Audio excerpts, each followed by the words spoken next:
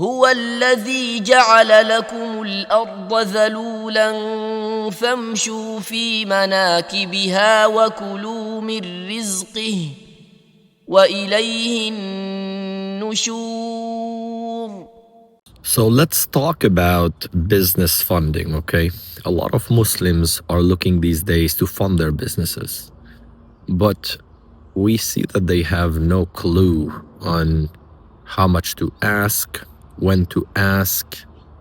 They just think that they can just go to any investor and ask for money and that's it. They will give it to them. And, oh, I have this beautiful idea. Just fund my business. That's not how it works, right? So let's first talk about the layers. So you have an idea and you have done nothing. You just have an idea.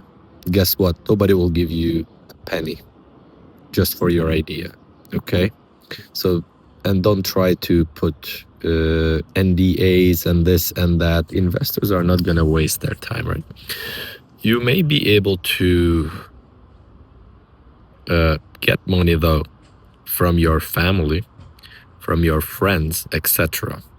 And that money may be up to $50,000, right? $1,000 to $50,000. You have an idea, but you kind of don't know where to start, and you're going to need some experts to guide you, and you're going to need to buy some stuff and so forth, but you really have not validated your idea or done anything with it. So somebody that you know may support you.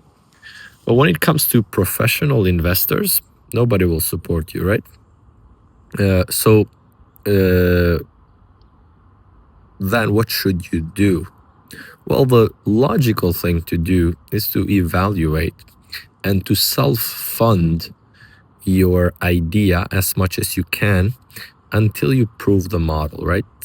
So there are basically like 5 layers of funding, and we'll break them down one by one. So the first one is the pre-seed.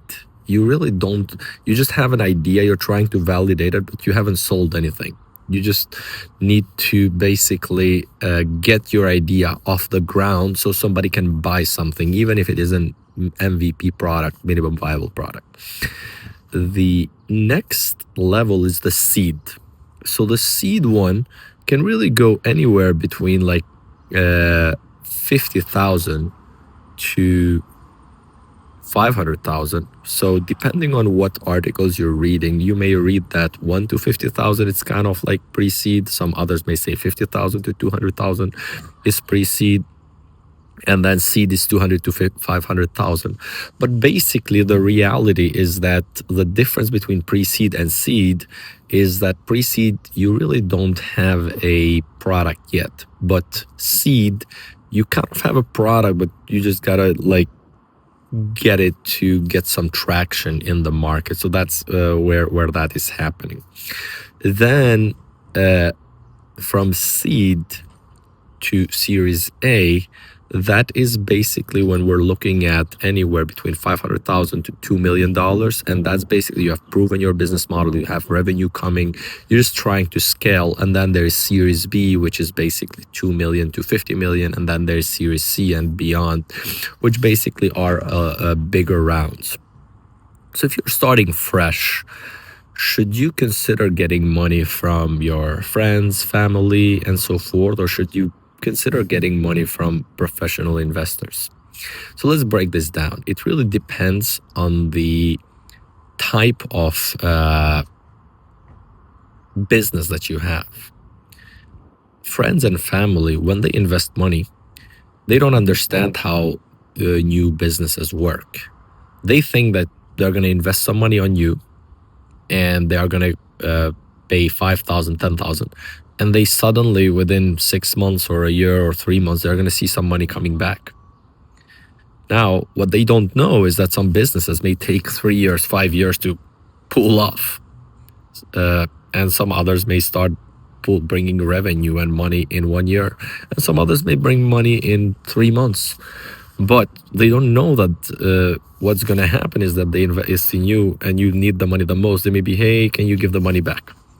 And you haven't made it clear to them that this money cannot go back, otherwise it will destroy your business. Now we're going into like relationship problems and so forth. So that's the danger with the family and friends and all of that, because they're just not educated in business. As for professional investors, they usually understand it a lot better, okay? They understand it that, look, especially if this is not their first investment or second or third, they understand it's going to take a while. So they are usually a lot more like stringent in their rules. They have a lot more rules. Otherwise, they're not going to invest in you, right? Now it becomes a lot more difficult for you to get their money because a lot of other entrepreneurs are getting their money. On top of that, they're going to get usually a higher chunk of the equity, and depending whether they are Muslim or non-Muslim, they may place some rules that may not even be halal. So what do you do? So the first thing is that try to build your business with your own funding. If you can start part-time building your business while you're working and you're self-funding, that's the best way. And after you have proven that people care about what you're building and you have at least 1 or 2 or 3 customers, then you can start seeking funding.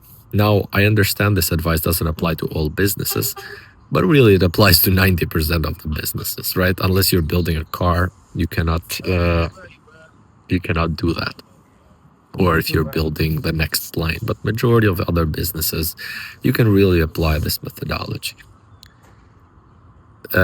If you need help to guide you, we launched the Muslim Founders Accelerator. It's a 24-week part-time program.